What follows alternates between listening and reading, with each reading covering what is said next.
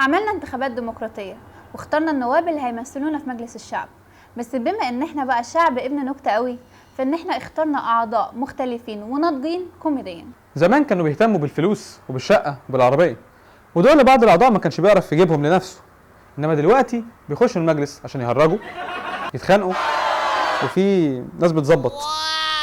تعالوا نشوف كل الحاجات دي وكله بالأدلة، احنا ما بنفتريش على حد. هات لنا كده فيديو النائب محمد أبو حامد الله يخليك. أيوه، لا مش هو ده بتاع الكوتونيل، ده بتاع الفوتوشوب. لا التاني. أيوه. النواب المحترمين اجلسوا واهدأوا.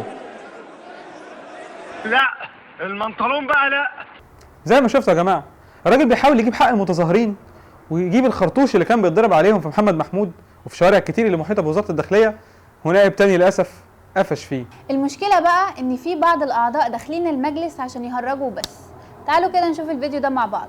عضو عبد الناصر السيد محمد عبد العظيم. عبد الحليم يا باشا. قولها تاني. عبد الحليم يا فندم. ايوه اتفضل. قولوا تاني لو سمحت. مش هقسم الا اذا قلته مره تاني. طب والنبي ده نرد عليه نقول له ايه؟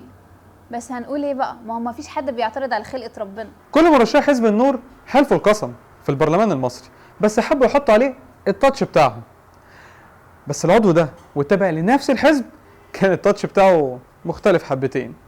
أقسم بالله العظيم أن أحافظ مخلصا على سلامة الوطن والنظام الجمهوري، وأن أرعى مصالح الشعب، وأن أحترم الدستور والقانون بما يخالف شرع الله. طبعا زلة لسان، والراجل غلط معذور، بس تفتكروا ده لو ليبرالي كان هيحصل له ايه؟ ده كان اتنفخ. طبعا كلنا شفنا واقعة رفع الأذان في مجلس الشعب.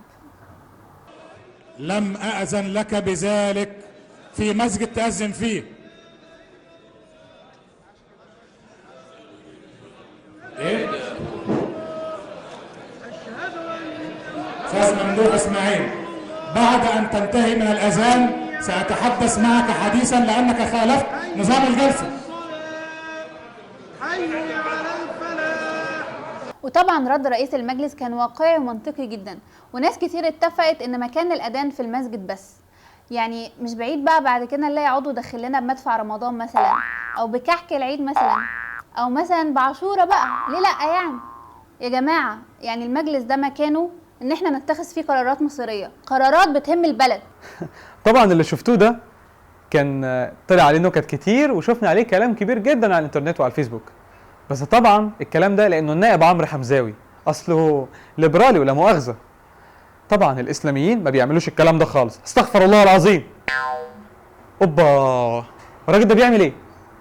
وقعت يا حلو، وبياخدوا ارقام تليفونات كمان.